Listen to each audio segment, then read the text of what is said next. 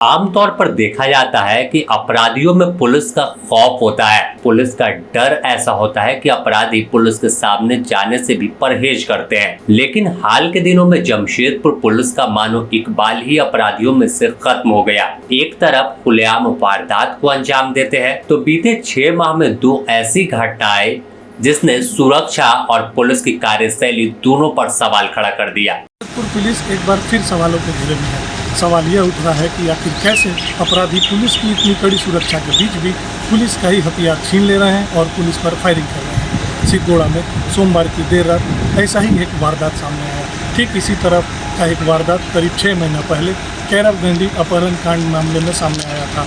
कैरव गांधी के अपहरणकर्ताओं को जब पुलिस बिष्टुपुर थाना क्षेत्र के सूर्य मंदिर के पास हथियार बरामद करने ले गई थी, तब भी अपराधियों ने बिष्टुपुर थानेदार के बॉडीगार्ड का कारगन छीन लिया था और पुलिस पर फायरिंग की थी। ठीक इसी तरह की घटना सोमवार की देर रात भी देखने को मिली, जब एक चेन स्नेचर सत्यपाल सिंह को पुलिस घटनास्थल पर हथियार बरामद करने के लिए लेकर गई। तब अपराधी ने सब इंस्पेक्टर का पिस्तौल छीन लिया और पुलिस पर 3 राउंड फायरिंग कर दी। अब यह सवाल उठ रहा है कि पुलिस अपराधी को आखिर हथकड़ी पहनाकर क्यों नहीं ले गई थी।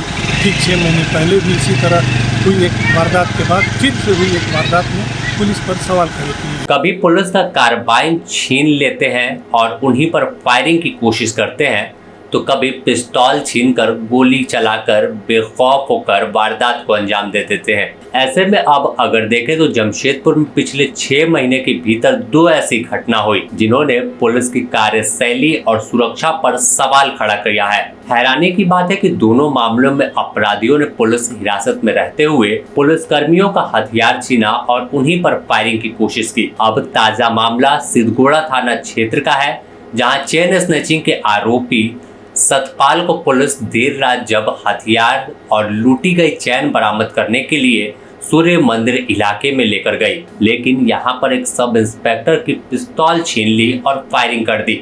हालांकि जवाबी कार्रवाई में सतपाल जरूर घायल हुआ है, लेकिन सवाल यहीं पर खड़ा होता है कि आखिर कैसे पुलिस काम कर रही कि खुद के हथियार की सुरक्षा नहीं कर पाती, जब जो अपराधी चाहता है पुलिस कस्टडी में हथकड़ी लगे होने के बावजूद वह उनका आसानी से हथियार छीन लेता है। ऐसा लगता है मानो सब कुछ फिल्मी सीन ऐसा चल रहा हो, जैसा फिल्मों में देखा जाता है कि पहले अपराधी की गिरफ्तारी होती है, फिर उसे कस्टडी में लेकर पुलिस वाले आगे बढ़ते हैं। इतने में अपराधी उनके हथियार पर हाथ डालता है और फिर सीधे गोली चला भी देता है और तब तक पुलिसकर्मी देखते रहते हैं। ऐसे में अब यह मामला फिर जब सामने आया, सवाल उठा कि आखिर कैसे पुलिस काम कर रही है और पुलिस का साख कहां बचा, जब अपराधी आपके कस्टडी में होकर ही वह आपकी पिस्तौल छीनकर गोली चला रहे हैं। इसका मतलब साफ है कि आपका इकबाल खत्म हो गया है। अब अगर इससे पहले की बात कर ले तो कैरव गांधी अपहरण कांड के आरोपी को लेकर 30 जनवरी को पुलिस बिष्टुपुर के साई मंदिर क्षेत्र पहुंची थी। यहां भी एक आरोपी ने थानेदार के बॉडीगार्ड की कार्बाइन छीनकर फायरिंग की थी। तब पुलिसकर्मी बाल बाल बचे थे और जवाबी कार्रवाई में 3 बदमाश घायल हुए थे। तो इन तमाम घटनाओं को लेकर पूरे शहर में चर्चा है कि कैसे पुलिस काम कर रही है और कैसे पुलिस का इकबाल खत्म हो रहा है। इसी का नतीजा है कि कभी बीच चौराहे पर किसी की चेन स्नैचिंग की जाती है, तो कभी किसी को अपराधी खुलेआम धमकी देते हैं, कभी विदेश से रंगधारी को लेकर फोन कॉल आता है।